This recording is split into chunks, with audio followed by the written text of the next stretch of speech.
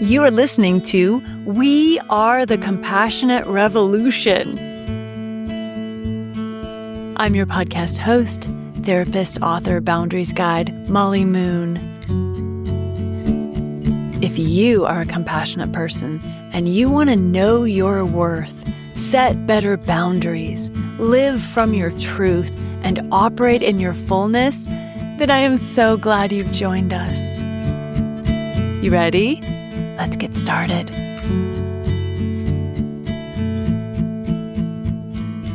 Hello, community. We have some really cool listener questions related to boundaries that we're going to be getting into today.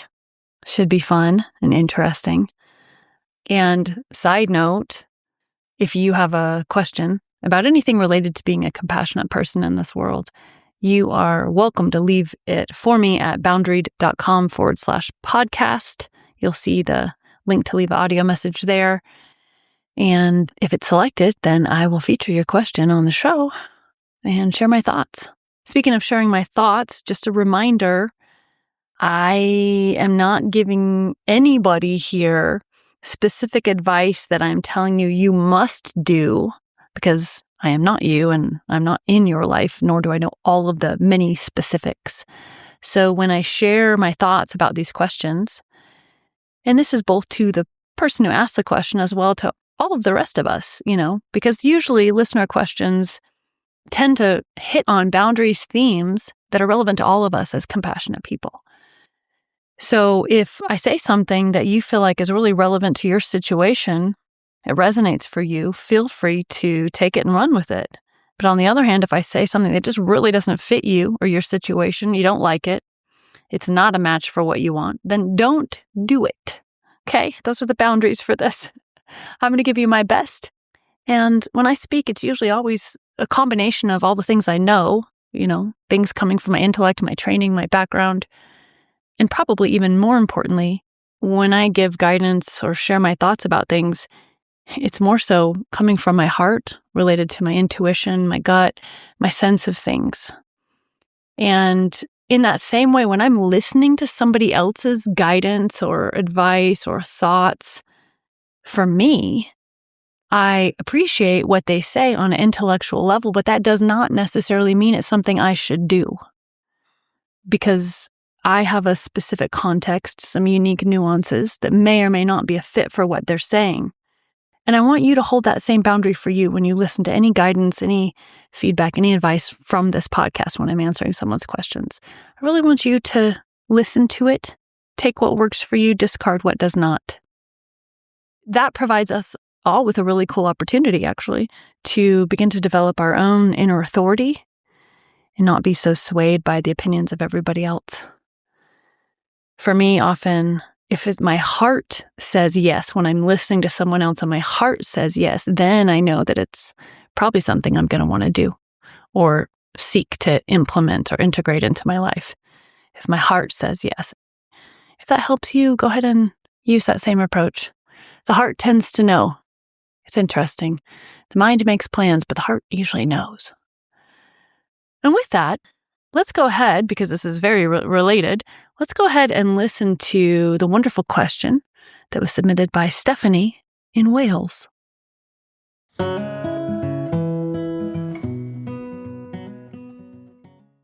Hi, Molly. I'm currently based West Wales, UK. I've never really known myself. I find it difficult to set boundaries. It would seem like that's 3 steps down the line from knowing yourself a bit, because then you can't express your needs or your values or boundaries if you don't know who you are or what you want. But anyway, I was recently going to apply to live in I'm a Christian, so a Christian community, small missional community. But I think it was more, I thought I should do it. I ought to do it. People were saying I should do it because I'm isolated. But everything in me was screaming, don't want to do it. It's not really my thing. Anyway, sounds funny, but I had a dream. And in the dream, it was these words, "You will compromise yourself and bear a son." And there was a huge warning. It shook me.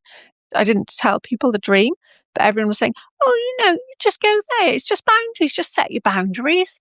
And they were saying, you can't strengthen them unless you put yourself out there. And I was like, I felt that they were leading me into, something dangerous that I wasn't up to. I knew my limits. And they were saying, no, you can't run away. You just got to go there. And anyway, my counselor said, well, it's not strengthening, is it, to compromise your integrity? Hi there, Stephanie. This is such a good question. The audio recorder only goes for 90 seconds, so you got cut off there at the end, but I think I got the gist of it. And it's a really beautiful question that I'm excited to share some thoughts on. First of all, yes, absolutely. If you don't know who you are, you can't know your boundaries. I mean, you can get a book about boundaries or whatever and recite from a script what someone else tells you boundaries ought to be or what they ought to look like, but those aren't actually your true boundaries, because our true boundaries come from our deepest self. And if we don't know our deepest self, well, we really can't express what we don't even know. Sometimes people who work with me or who've graduated from the boot camp program that I have, and I've heard this more times than I can even count, they've said, oh my gosh, this boundaries journey was such a powerful act of self-discovery. I remember one time, this one gal, she was a psychiatric medical provider actually, and she said, Molly, I never would have done this boundaries program if I would have thought it was all about self-discovery, because I know myself. I am a provider. I help people all the time. I didn't think I needed self-discovery. But what it turned out was diving into boundaries ended up being the most profound act of self-discovery I could ever get that I didn't even know I needed, and it's changed everything. Ooh, gives me chills, actually. And so I really wanted to validate what you were saying, because it's 100% true. Boundaries are a powerful act of self-discovery. This is funny because we usually think of boundaries as something that helps us deal with other people. However, the thing is that our boundaries fundamentally change our relationship with our own self in the most beautiful and wonderful way.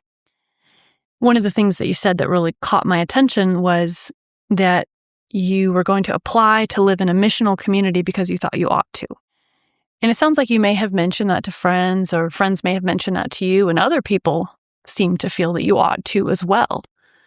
But your body had a different message for you. In fact, such a strong message that it even tried to speak to you in a dream. Now, not all dreams necessarily have great meaning in them, but when we wake up and we have a dream that's just sharp and has that sense of power or poignancy, I always think it's a really good idea to listen to it. Now, there's other people, of course, they think you should live in this missional community anyways, despite the fact that you're really not feeling it. They think you should live in the missional community anyways, and that you're going to like it if you just set good boundaries when you're there. They're telling you it's going to be an opportunity for you to get better with boundaries. But the thing is, it's actually this experience that is turning out to be your opportunity to practice better boundaries, which is kind of cool, isn't it? Because the point is, and the thing that you're really discovering is that nobody knows what your life should look like except for you. You're the best authority on what your life should look like during this time, during this season. And what is healthy for you right now, or at least what is more healthy for you, appears to be you staying in a place that's a bit isolated because you like it, because it's good for you right now, or it's a better fit for you right now than anything else.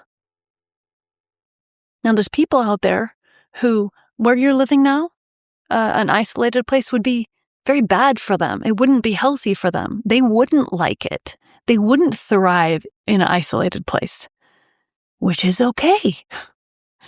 We are different. They're different from you. Right now, where you're staying is good for you. And here's the thing. Life changes. Maybe in a few years, things will be different. Maybe in a few years, considering living in a missional community or something similar to that would be good for you. Who knows? But for right now, it would appear that your body is telling you this is not the right choice for you at this time. And I love that you are listening. One of the really cool things as we become boundaried that we begin to notice is that the locus of control shifts. So the locus of control is no longer centered on other people's opinions. Other people's opinions are no longer our primary authority. Our own inner leadership becomes our primary authority. That's not to say that outside opinions can't be helpful. I mean, it's great to have like wise people in our lives that we can get feedback and advice from. That's all fine and good and actually tends to be really healthy as long as those people are healthy. And listening to the thoughts and feelings of our family or friends or loved ones, that's fine. That's good. As long as we're not putting their opinions on the throne of our lives is perhaps the best metaphor here. Other people's opinions need to know their place, but here's the rub. It's not their job to know their place. It's our job. We need to know their place. We need to know the place that other people's opinions go into so that we don't end up putting their opinions on a throne, giving their opinions more authority than their opinions are supposed to have. They can have their opinions, that's absolutely fine. But we are the ones who have the authority over our lives in as much as we have power to do so. We're the ones who are supposed to be in authority over what our life looks like, what our decisions will be. And that's what having boundaries does for us. And by the way, and this may or may not apply to you, Stephanie, I don't know. I'm just saying this in case somebody listening would find this helpful. If you would like some support with this to make it go a lot easier, to feel a lot better, my team and I actually just opened back up our famous Boundaries 101 class, which is not your typical Boundaries 101. And that's why I'm mentioning it here, because it teaches boundaries exactly like I'm teaching here.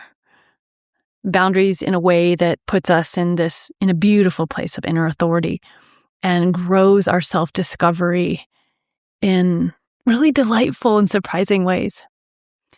So if anyone here is interested, you can get Boundaries 101 at boundaried.com. It's boundaried with a D.com. And I believe it will help you be able to create more self-leadership and trust in your inner authority. That still small voice inside of us, that's what needs to become the voice we learn how to trust, not the loud clamor of outside opinions. So have fun. Have fun in whatever little beautiful, perhaps isolated place it is that you currently live, and trust that you're in the right place for you right now. And that's something to have peace about. And when it's time for that to change, you'll feel it, you'll know. But for right now, relax. Enjoy where you're at. And appreciate the fact that your body told you what it needs, and you have healed enough, have grown enough to listen. I love that.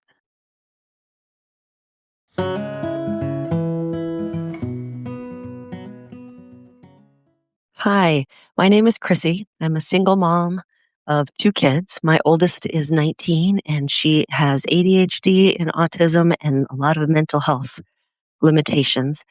She has not finished high school and she does not have a job, and she's pretty much doesn't leave our house. She is a bully and she has a lot of fear.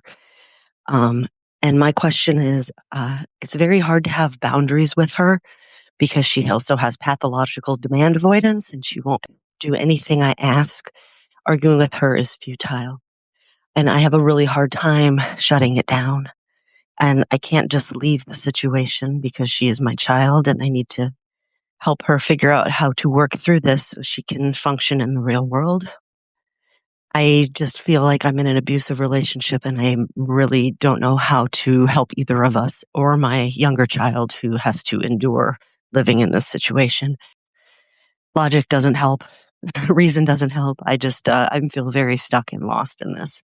And I would appreciate any suggestions that you have. Thank you so much.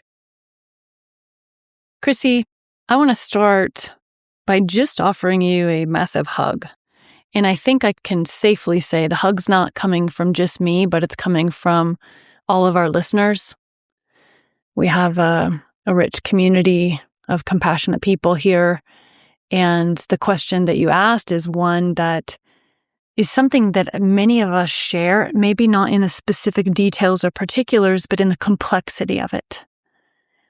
We tend to, by and large, we're pretty smart people. We are resourceful. We know how to get help, but we tend to end up in situations where the boundary question is complex.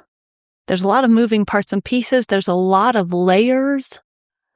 And I want to acknowledge that. I'm going to share some thoughts with you that are coming up strong on my heart, knowing I can't give the complete and total answer in, 5 minutes here, but hopefully this can really help.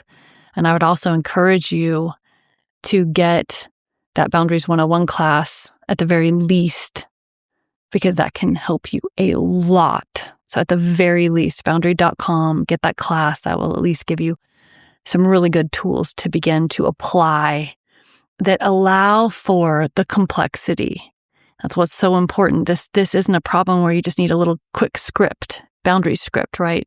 You need something that can move and shift and flex with all of the layers here. So there's a few things I really want to point out. Number one, you're a single parent. And that's a layer of complexity, right? Because that means there's really not a lot of help happening here. You're it. You're the help. You don't have anyone who can help take some of the bite off of the painful situation. You don't have somebody that can help share the load. It's on you. And I want to acknowledge that. That's tough. I also want to acknowledge the neurodivergent brain here, that your adult child, your young adult child has been diagnosed with ADHD, autism, as well as a lot of other limitations. We have a lot of compassionate folks who fit within the neurodivergent world. And as we all know, but I'm going to say it just in case someone doesn't know it, neurodivergent brains look many different ways and experience life many different ways. It's a different way of operating in this world. It's important to take into account.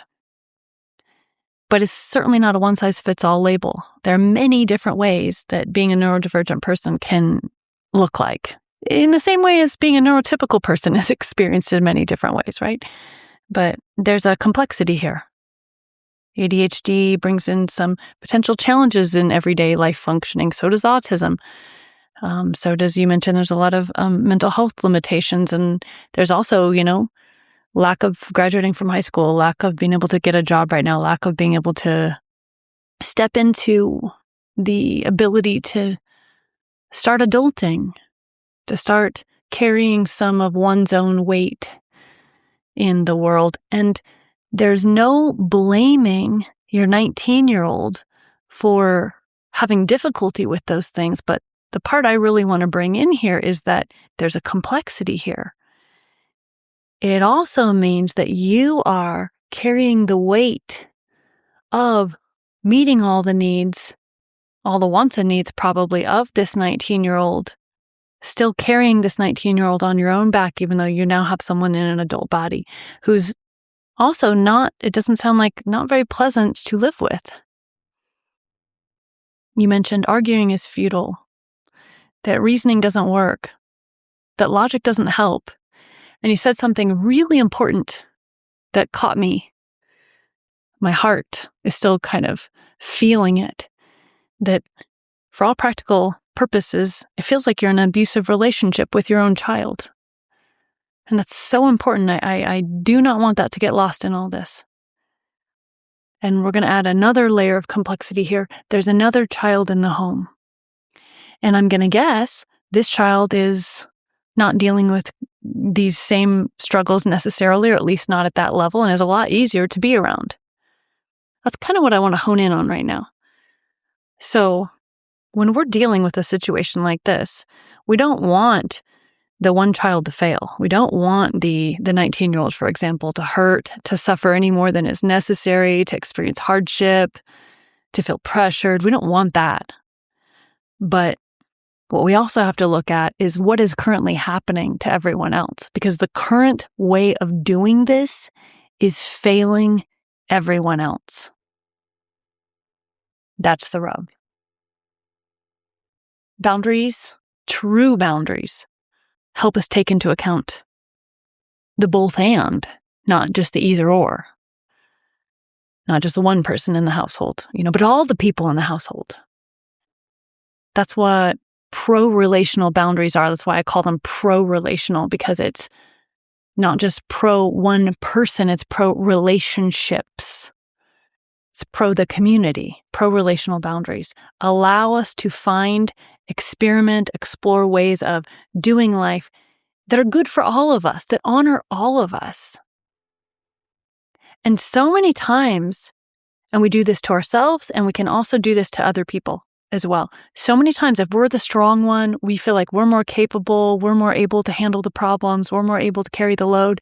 So many times we accidentally develop coping strategies and ways of doing life that allow the person who's not functioning as well to not be pressured to change, and we go ahead and take most of the pain onto ourselves, and or have the other people in the household who are more capable seeming, we have them carry the pain as well because they can handle it better, or so we think, right?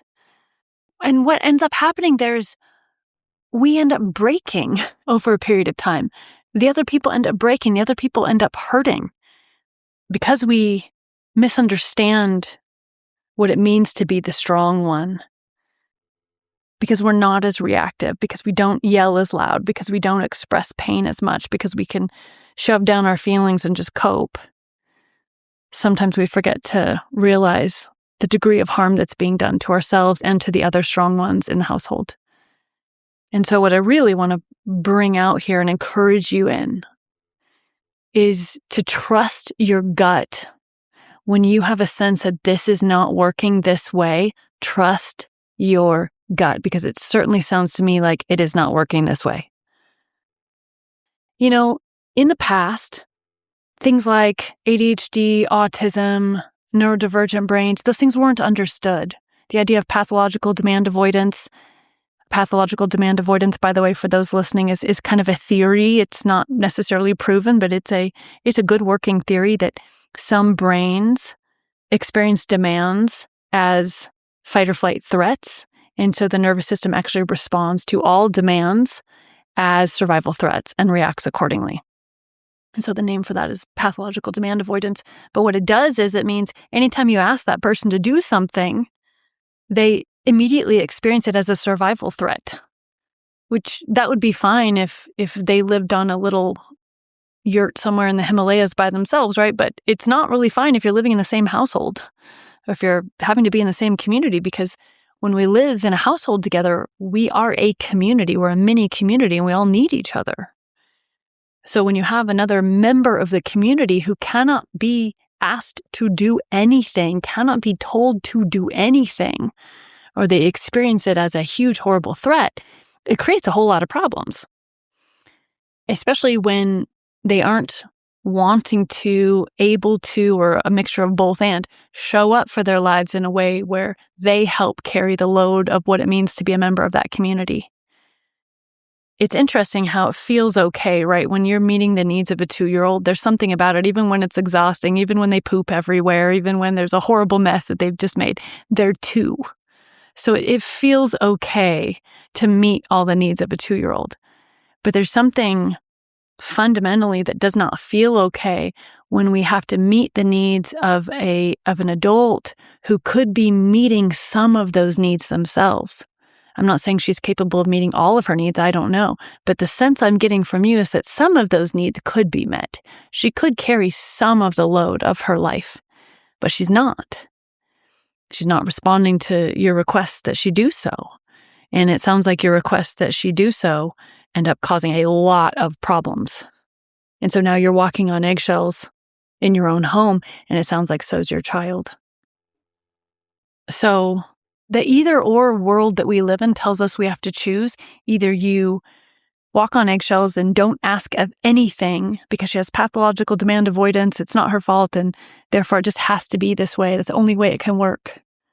You know, our world will tell us you have to honor that and only that. But then that means you dishonor yourself and you dishonor the other members of the household, right? So then our world tells us, well, then fine, go to the other side of the spectrum and honor only yourself and the other child, and don't take into account your 19-year-old's specific needs or unique challenges.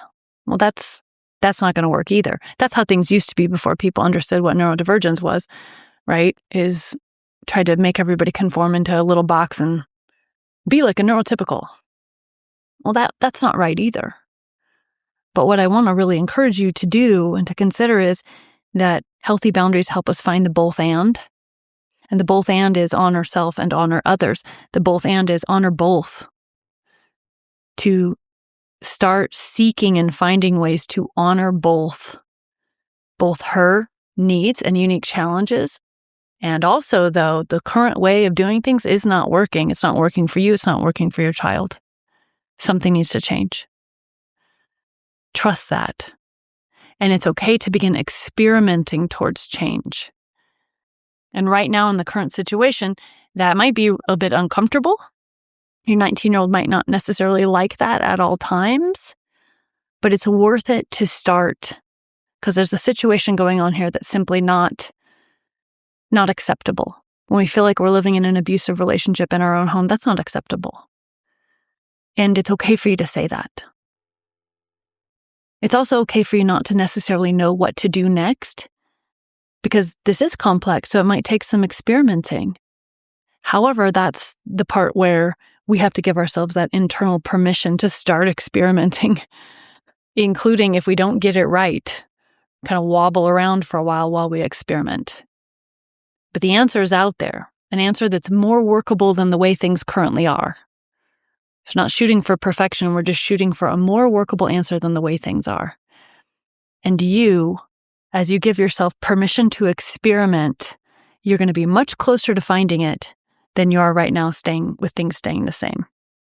So again, a really great place to start. The most powerful place I got for you that I know is in Boundaries 101. The tools in there will really, really give you some really wonderful help. A starting place anyways. And of course, if you want to come work with me more closely on this, I would be delighted. Of course, this is one of those types of things that may take some time to flesh out. But if you don't have time for that or aren't interested in that, Boundaries 101's, that's your spot. That's going to be your baby. And at least give you shine a lot more light on the path. And I want to conclude this by also saying, I share all this. I'm sharing just what's coming up on my heart with you and anyone else going through similar situations. But I say all this not to shame anybody or anything. This stuff's hard. We don't know what we're doing. It's hard enough just to, figure out life as a regular person with regular things. Then we get problems that are a little bit more complex or a little bit more nuanced. Problems our general society certainly doesn't have answers for. We're kind of stuck on our own trying to figure it out. That's hard. So I really want to acknowledge that. There's no pathologizing here. There's no shaming here. This is hard stuff. It's the current classroom of life that you're in. And you can do this. This classroom, it's got some really valuable lessons for you at the end of it. And you're just in the middle of it. And it's not an easy spot. The spot you're at right now, it's not an easy spot to be in. But you got this. The way that you even shared your question, I can tell you're getting a really good sense of that intuitive gut feeling that's telling you, no, this can't stay this way. I love that. I love that you're listening to yourself. I love that you're looking for answers. So permission to experiment, permission to play around with this, permission to find a different way, permission to not get it perfect. And that's where we start. With stuff like this, that's where we got to start. Permission to declare that the current way things are is not acceptable. You're not being a bad mom by saying that. You're being a great mom by saying that. All right, everybody. I want to thank Krissy and Stephanie so much for sending in their questions. There were some more questions, but we're out of time. I will see you all again next week. Don't forget, if you have a question you'd like to submit, boundary.com/podcast. You can leave a 90-second audio there. You don't have to use your real name either if you'd like to stay anonymous. And I'll choose from the questions submitted. And if yours is chosen, it's going to be featured on this podcast, which is such a gift to everyone listening. Because we're a team out here in the big wide world. We're a community. We're learning, we're growing, we're changing together. And I'm really glad you're here. My compassionate friend, I am so glad you're with us. We are the compassionate revolution. We are the change the world needs, and we're becoming it. If you loved this episode, please share it with a friend or give this podcast a 5-star review. I'd appreciate it so much.